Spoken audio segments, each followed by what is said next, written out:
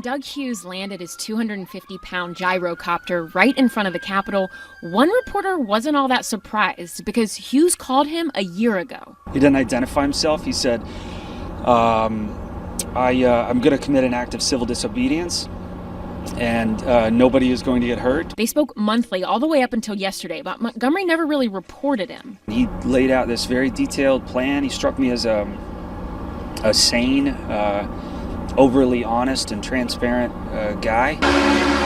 His editors didn't call anyone until they knew the copter was in the air, and when they called Capitol Police, it was in what Montgomery describes as a journalistic manner. It was a questioning nature.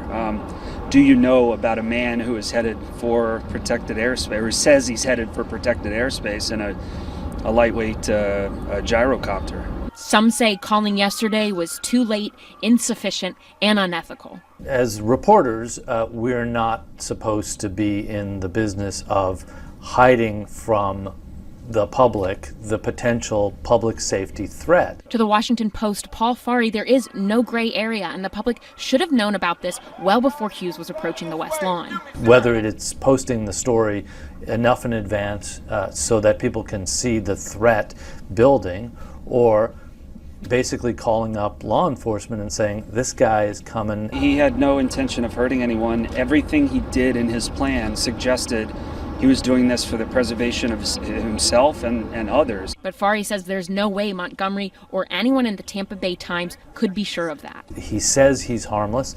They think he's harmless, but how do you really know?